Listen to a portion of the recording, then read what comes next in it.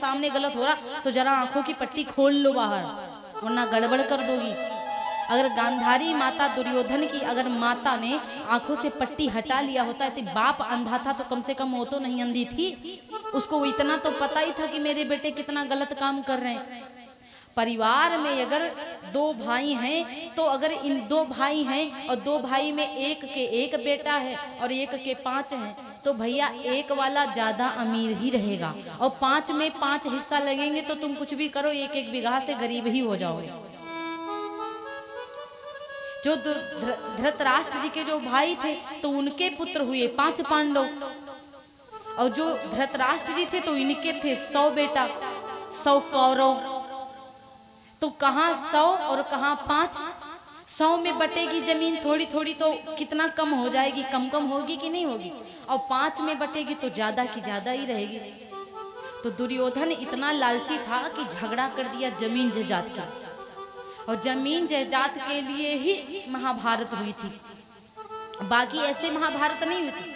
5 पांडव झगड़ा नहीं कर रहे थे, भगवान कृष्ण ने भी समझाया कि झगड़ा ना करो, झगड़ा करने में गलतियां करने में कोई मतलब नहीं, परिवार में फूटन ही पड़ेगी, इसीलिए झगड़ा करना ठीक नहीं। लेकिन दुर्योधन इतना दुष्ट था कि वो मानता ही नहीं किसी की बात। दुर्योधन को केवल झगड़ा करना है, झगड़ा करना है। जो तब दुर्योधन को बहुत समझाया, जब नहीं समझे तब भगवान ने कहा कि तुम झगड़ा करो, युद्ध करो। भगवान श्री कृष्ण ने ही कहा कि अब युद्ध करो, धर्म की युद्ध करना चाहिए। यदि आपको पता चल जाए कि मेरे साथ कोई गलत कर रहा है तो अन्याय नहीं सहना चाहिए, यदि अन्याय सहते जाओगे तो फिर मारे जाओगे। वो गांधी जी वाला जमाना चला गया कि एक थप्पड़ मारे तो दूसरा गाल कर दो, भैया लो चट्टसियों पे धर लो, एक नहीं मारेगा 2-3 धर देगा तुरंत, है ना। तो ये गांधी जी वाला जमाना नहीं है। अगर एक कोई बेफालतू मारे तो उसके 2 तड़ाक से रखो, तो ऐसे उसकी आंखें बाहर आ जाएंगी, सारा दिमाग ठंडा हो जाएगा। डर के आगे भूत भगता है। लेकिन कहीं कहीं पर ऐसा होता है कि अगर कोई मार दे तो शांत हो जाओ, कहीं कहीं पे, हर जगह पे लड़ना नहीं चाहिए। हो सकता गलती से कोई लग गया हो, वहां पे थोड़ी ना कि कोई गलती से लग गया तो तुम 4-5 मान लो तो महाभारत चालू हो जाएगी। कहीं कहीं पे शांत होना ही अच्छा रहता है।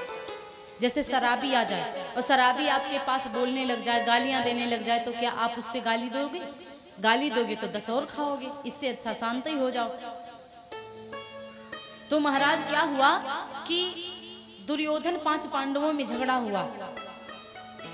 जब दुर्योधन में 5 पांडवों में युद्ध हुआ तो कहा जाता है कि महाराज दुर्योधन की जंघा पर भीम ने गदा से प्रहार किया था, और दुर्योधन की जंघा को भीम ने गदा से तोड़ दिया था।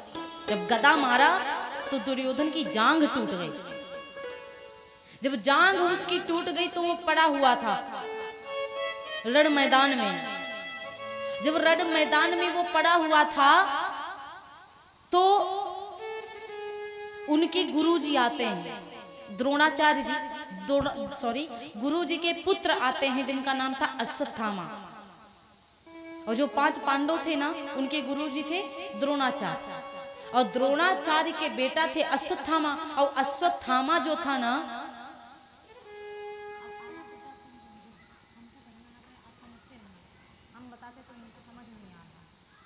जो अश्वत्थामा था, तो अश्वत्थामा क्या करता है कि दुर्योधन की जब जंघा को टूटी देखा, जब टूटी जंघा देखी तो अश्वत्थामा को बहुत कष्ट हुआ। और जब अश्वत्थामा जी को इतना ज्यादा कष्ट होता है कि भाई मेरे मित्र की जांघ को किसी ने तोड़ दिया। अब मित्र दुखित हो, यदि एक मित्र का दूसरा मित्र दुखित हो तो मित्र को दुखी हो जाना चाहिए, मित्र को खुशी नहीं होना चाहिए। और जब उसकी जंघा को टूटी हुई देखा तो अश्वत्थामा को क्रोध आया।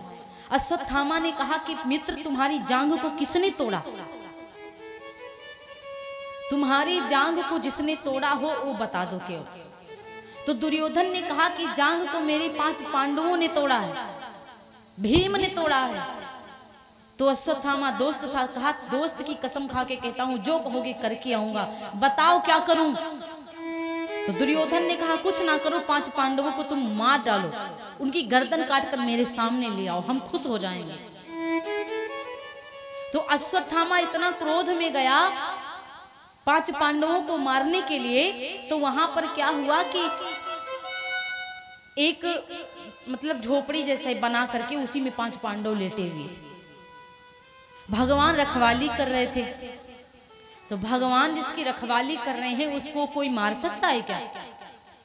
भगवान श्री कृष्ण ने कहा कि 5 पांडवों से बोले कि तुम लोग इससे निकलकर बाहर अलग चलो और 5 बेटों को अपने यहाँ लिटा दो। द्रौपदी के 5 बेटा थे और जहां पर 5 पांडव लेटे थे वहां पर जाकर के 5 पांडवों के 5 बेटा लिटा दिए गए और 5 पांडव वहां से उठकर अलग चले गए। अश्वत्थामा को लगा और सब कपड़ा उठ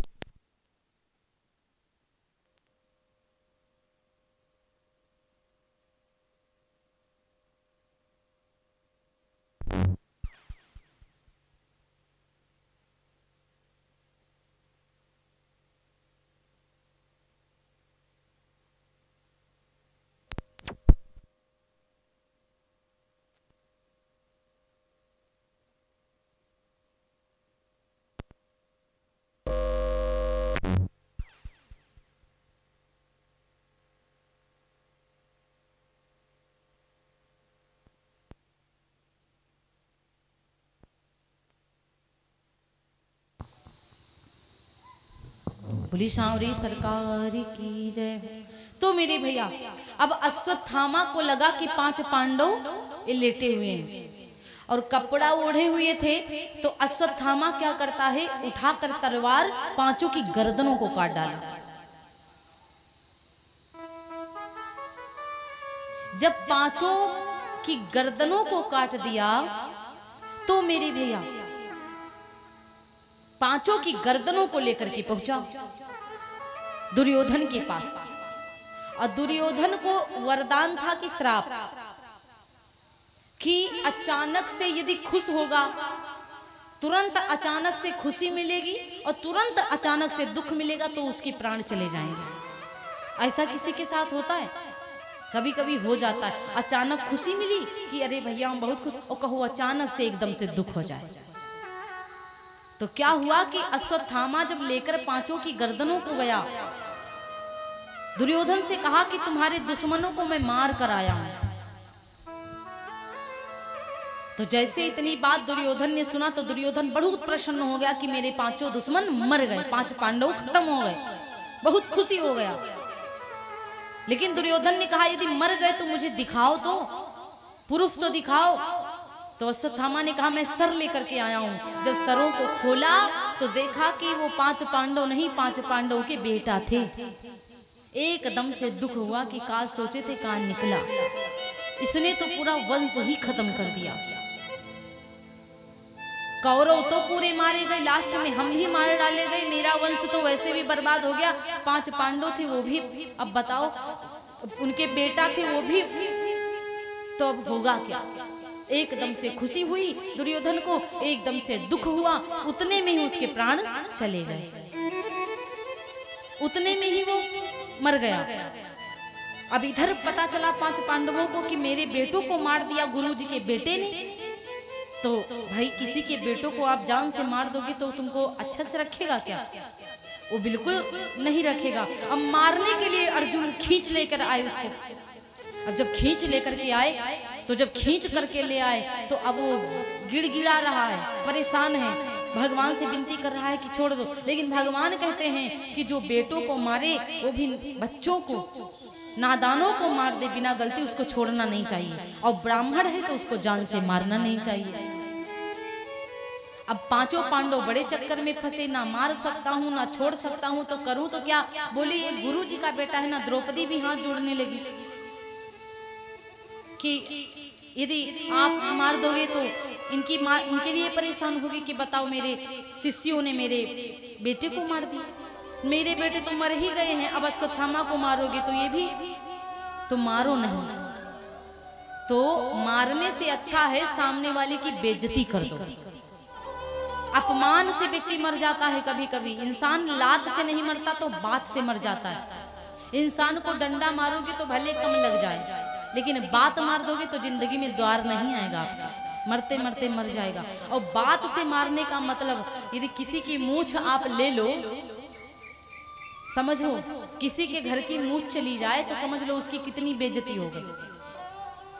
और फिर ब्राह्मण था और उसकी समझो उसके पास जो माथे पर जो मणि रखी वो भी छीन लिया, मूछ भी बनवा दिया, आधी अब पूरे नगर में घुमवा दिया कि बताओ 5 बेटों को मारने वाले गुरुजी के लड़के। अब उसको इतना बेइज्जती कर दिया कि वो इतना बेइज्जत हो गया, इतना शर्म के मारे मारा जा रहा है। लेकिन उसके मन में शर्म ये नहीं आई कि हाँ हमने गलती करी थी तब मेरे साथ ये हुआ। उसके अंदर बदले की भावना आ गई। आजकल लोगों में बदले की भावना बहुत जल्दी आती है, ईर्ष्या आता है। उसको बदले की भावना ने ग्रसित कर रखा है और उसको इतना क्रोध आ रहा है। अब वो कहता है कुछ भी हो हम वंश तो इनका छोड़ेंगे नहीं। 5 पांडवों का एक बेटा था जिनका नाम था अभिमन्यु, और वो अभिमन्यु की पत्नी थी जिनका नाम था उत्तरा, और उत्तरा माता थी गर्भवती। जब उत्तरा माता गर्भवती थी तो उनके पेट में जो पुत्र पल रहा था तो इसने ब्रह्मास्त्र छोड़ दिया गर्भ में। अब ब्रह्मास्त्र छोड़ा तो उसके गर्भ में जलन होने लगी। तो अब वो किसको याद करेंगे? भगवान को याद करेंगे। जब उनको एकदम से जलन हुई तो भगवान कृष्ण को याद किया, तो भगवान कृष्ण दौड़कर आए और उत्तरा के पास में आए और उत्तरा से कहते हैं बेटी तुम मुझे पुत्र के रूप में देखो, मैं तुम्हारे बेटे को बचाऊंगा।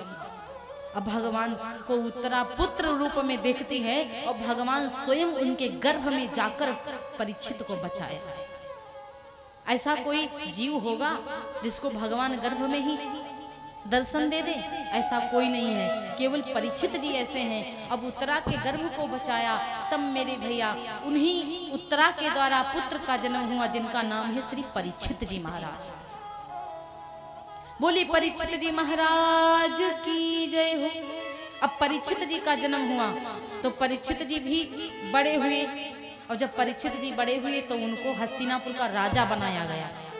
जब हस्तिनापुर का राजा बनाया गया परीक्षित जी महाराज को, तो कहा जाता है कि परीक्षित जी महाराज एक बार शिकार करने के लिए गए।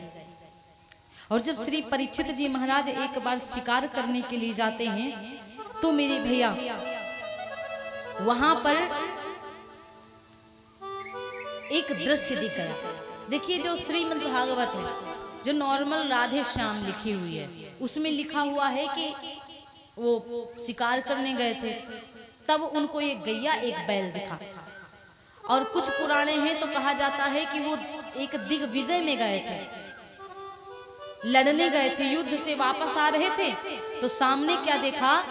सामने दिखाई पड़ा मेरे भैया कि एक पग चलत वृषभयति दीना, एक पग चलत वृषभयति दीना।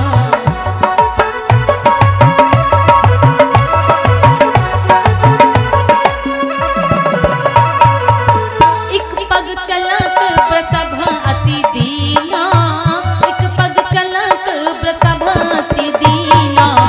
रोवत रोवत रोवत धेनु लखी छबिहीना, रोवत धेनु लखी छबिहीना।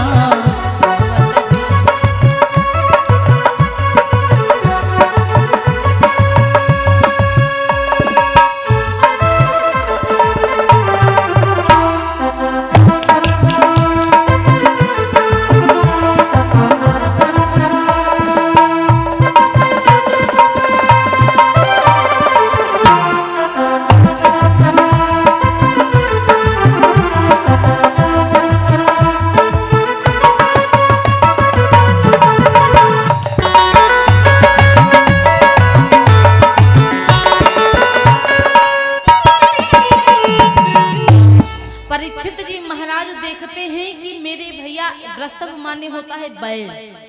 परीक्षित जी महाराज ने देखा सामने एक बैल आ रहा है, केवल एक ही पैर है उसके।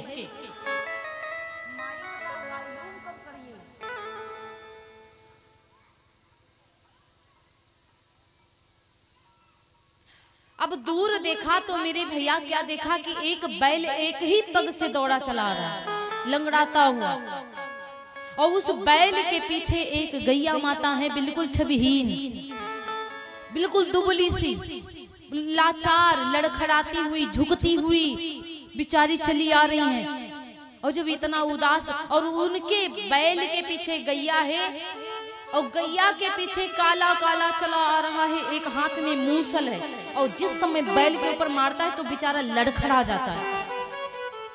जिस समय बैल के ऊपर मारता बैल भगता है आगे और लड़खड़ा जाता है। अब परीक्षित जी की जिस समय निगाह उस पर पड़ी तो परीक्षित जी को बहुत गुस्सा आया और दौड़ करके परीक्षित जी गए, दुष्ट जहां पे खड़ा है वहीं पे रुक जा, तेरी इतनी हिम्मत, मेरे राज्य में कोई किसी को कष्ट नहीं देता और तेरी इतनी हिम्मत पड़ गई, तू एक बैल को, गैया माता को परेशान करता है, कौन है तू? अब वो खड़ा हो गया एकदम से डर के मारे, जो आदमी था काला काला एकदम से खड़ा हुआ और रोने लगा, चरणों में पकड़ लिया। और कहा जाता है कि महाराज परीक्षित जी की एक खासियत थी कि ये चरणों में उनके दुश्मन भी आ जाए तो माफ कर देते थे, उनको दया बहुत जल्दी आती थी। अब वो चरणों में पड़ गया तो गैया माता से पूछने लगे परीक्षित जी महाराज, और उस बैल से पूछने लगे कि माता आप कौन हैं दोनों लोग? तो उन दोनों ने कहा कि मातृभूमि में गाये शरीरा,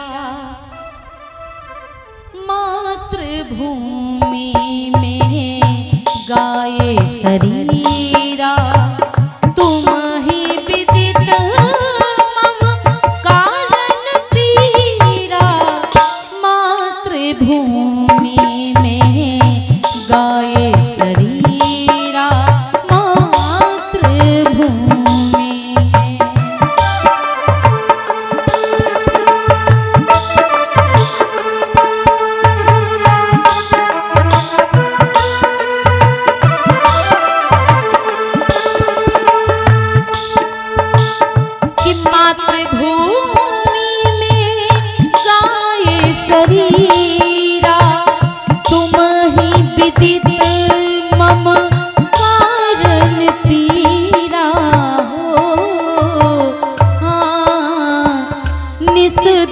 दुखी रहूं यही राई, निस दिन दुखी रहूं यही राई, विकल बदन द्रगु आश्रु बहाई, मातृभूमि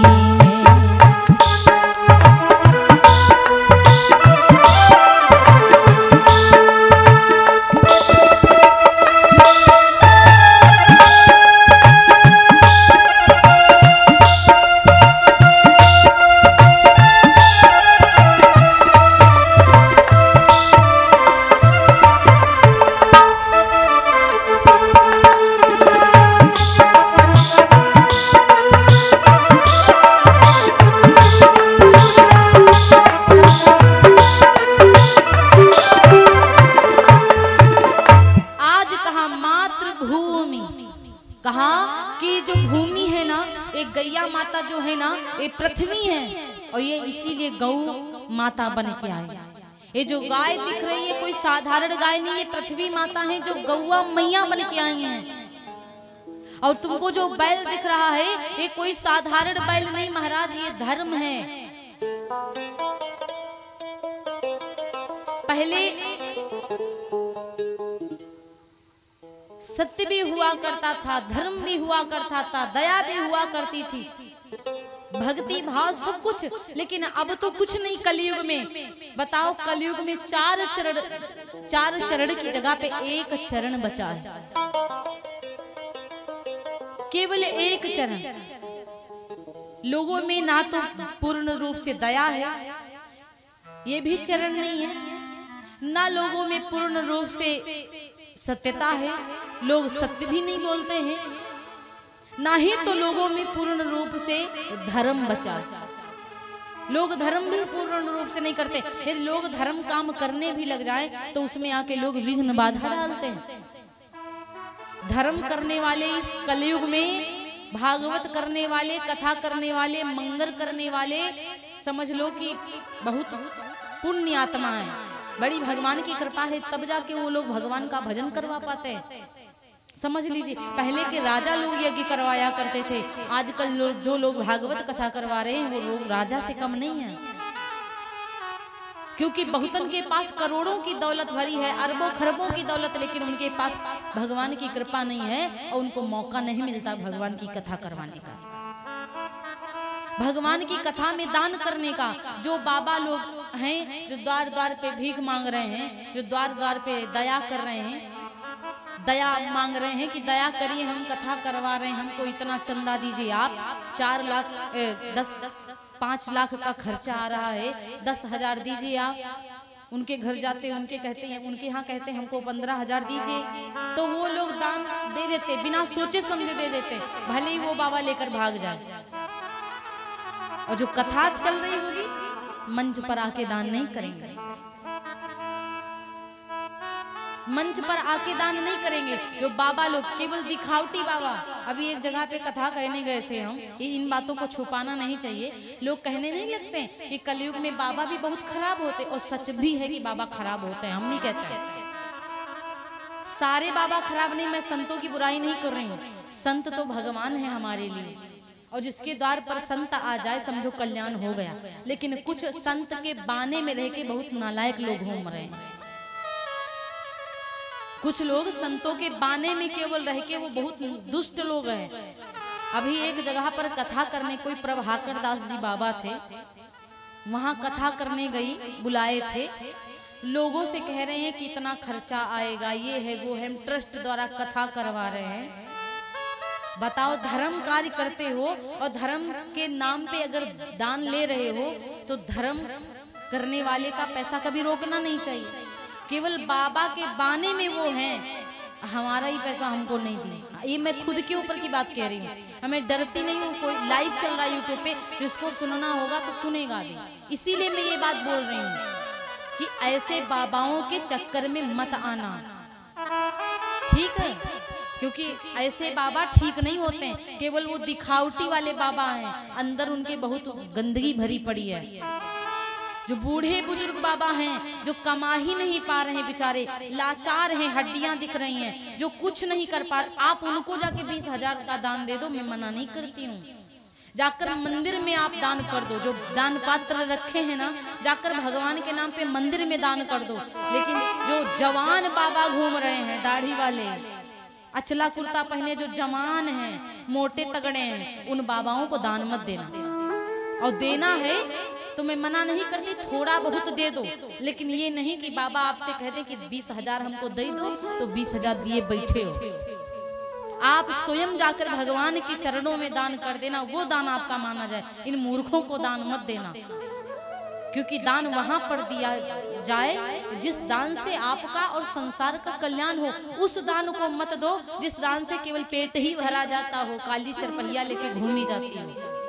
इस दान से बहुत दूर रहिए आप लोग। दान वो करिए, यदि आपको दान करना है मंदिर में जाकर दान कर दो, मंदिर बनवा दो, या कोई मंदिर बनवाने के लिए दान मांग रहा है तो उसको दान दे दो कि भाई हाँ, हम अयोध्या में आश्रम बनवाना चाहते हैं, हम ये राम मंदिर बनवा रहे हैं, हमको इतना दान यहाँ पे दीजिए, वहां पे दान कर दो। लेकिन जो दिखावटी वाले लोग घूम रहे हैं उनको फालतू दान मत करिए।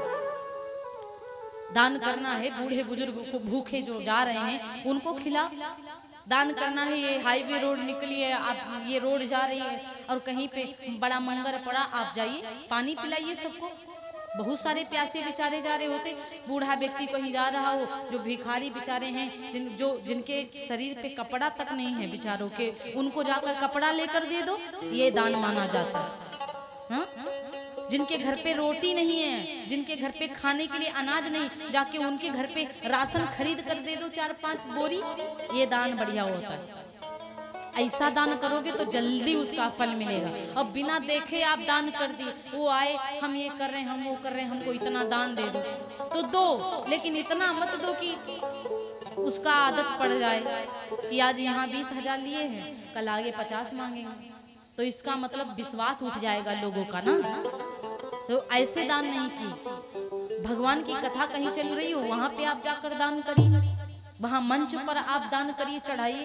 दान करने वाले दानवीर भी बहुत है, दुनिया में बहुत दानवीर है भैया, यहाँ लाखों का दान करते हैं लोग। तो इसीलिए महाराज परीक्षित जी देखते हैं, तो परीक्षित जी ने कहा, काला कुरूप व्यक्ति तू कौन है? उसने कहा, मैं हूं कलयुग। जो बैल था ना वो धर्म है, जो गैया माता वो पृथ्वी है। अब वो दोनों लोग रो रहे हैं, महाराज कलयुग के आते ही धर्म भगा जा रहा है। कलयुग में ऐसे ऐसे व्यक्ति होंगे जो धर्म नाम की चीज नहीं होगी, धर्म करेंगे धर्म पर ही धंधा बना के रखे।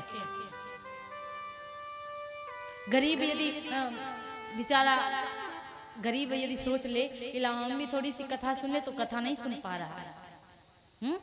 तो इस तरह से नहीं होना चाहिए।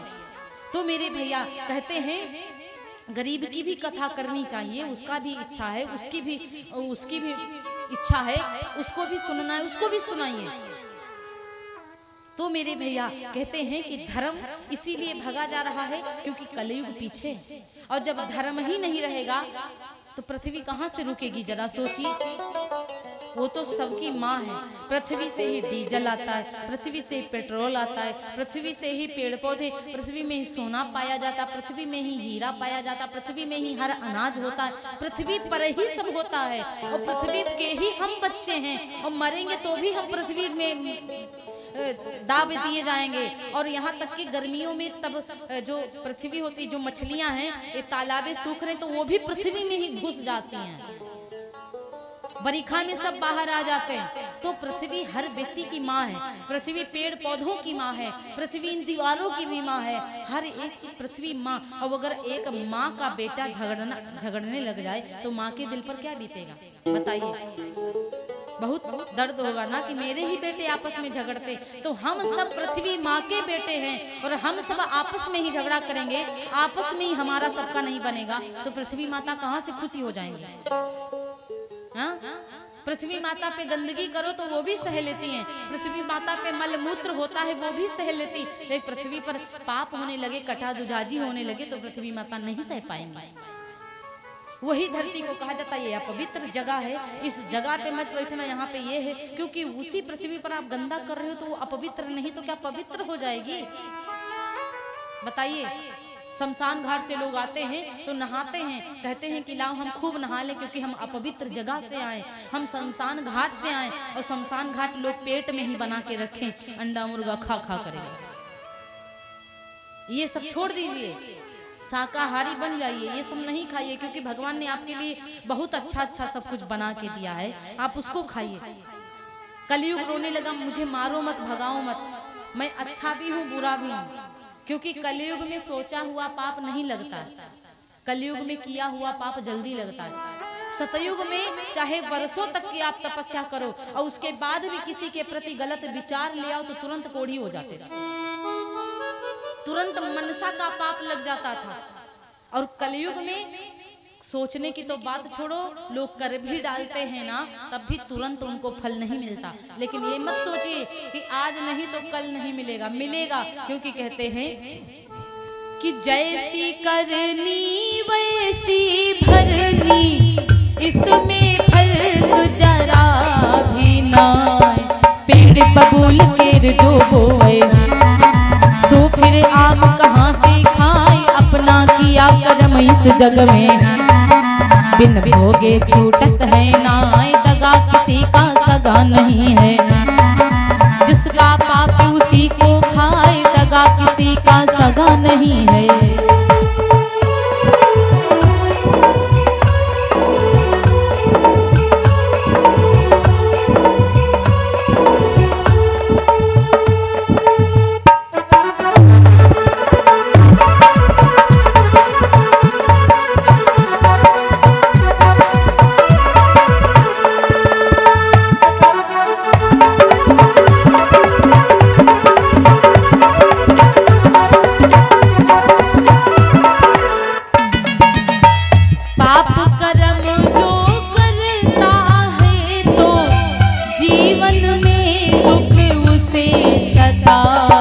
जो पापी है सुन लो भैया उसको भी मिलता है जाए, आज नहीं तो कल मिलेगा, चाहे जो कुछ कर लिया, चाहे जो कुछ कर लिया।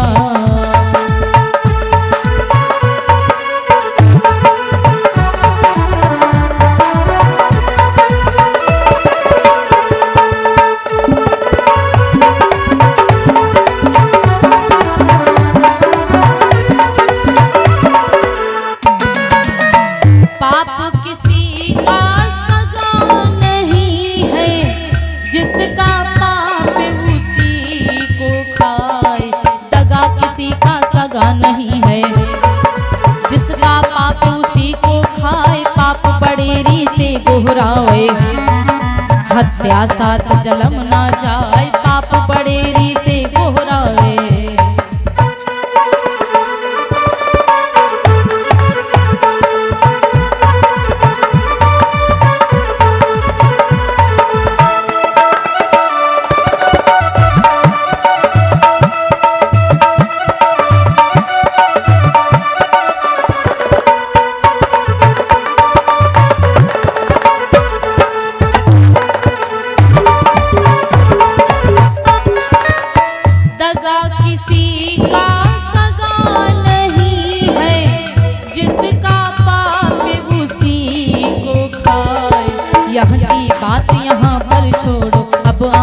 की बात सुनाए, नाम सुनाए ना कृष्ण है मेरा, गाय की गाथा रही सुनाए, गाय की गाथा रही सुनाए।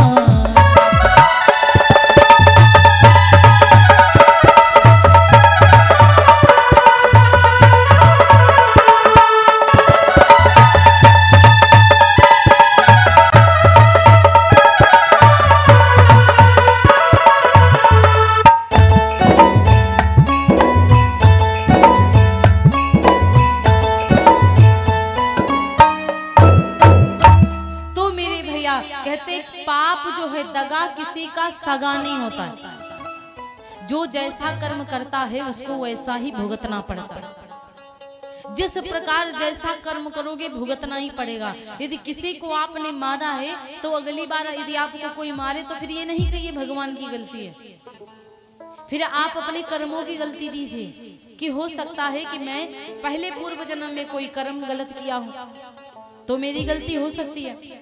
अब इस प्रकार कलयुग आया, कलयुग रोने लगा। कलयुग ने कहा कि प्रभु मैं गलत भी हूँ अच्छा भी हूँ, अब मेरी बारी है तो मैं जा नहीं सकता, मेरी बारी है तो प्रभु मैं तो आऊंगा ही, क्योंकि युग 4 है और चौथे नंबर पे मेरी बारी।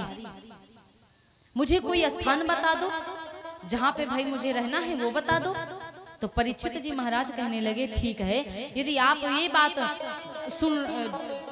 ये बात कह रहे हैं कि आपको स्थान बता दे तो 4 स्थान मैं आपको बताता हूँ और उन 4 स्थानों पर आप जाके रहिए। कौन कौन से 4 स्थान महाराज श्री परीक्षित जी बता रहे कलयुग से कि जुआ असत्य निसार सोना, जुआ असत्य निसार सोना, बसते ही उरजुई मन ही कसोना, बसते ही उरजुई मन ही कसोना।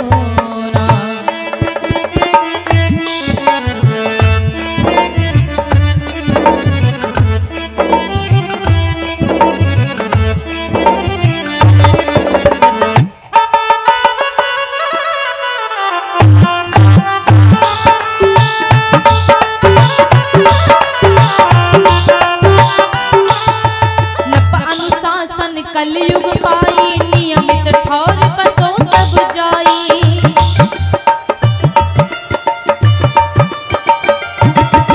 नप अनुशासन कलयुग पाई नियमित ठौर बसो तब जाई, इमी कल बसी निज पाँव पसारा, इमी कल बसी निज पाँव पसारा, व्यापी रहा सब संसारा, व्यापी रहा अब सब संसारा।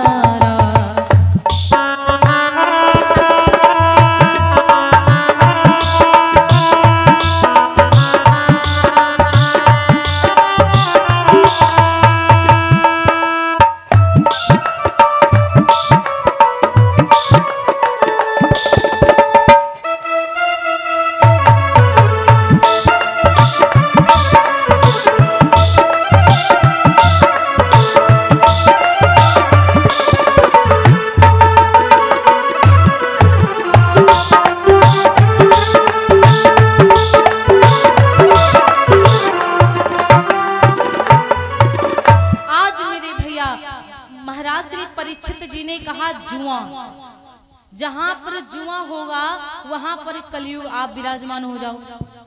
असत्य, जहां पर लोग झूठ बोलते हैं वहां पर कलयुग होगा, और जहां पर चोरी का सोना होगा वहां पर कलयुग होगा। जहां पर बहुत ज्यादा सोया जाता है, 5 बजे 6 बजे, ये सोने का समय नहीं होता। इस टाइम सोना नहीं चाहिए। गर्मियों के मौसम में क्या होता है कि लोग कभी कभी 3 बजे सोते तो 6 बजे उठते हैं। संध्या के समय सोना नहीं चाहिए। इन जगहों पे 4 स्थानों पर कलयुग विराजमान होता है, और इतना कलयुग से कहा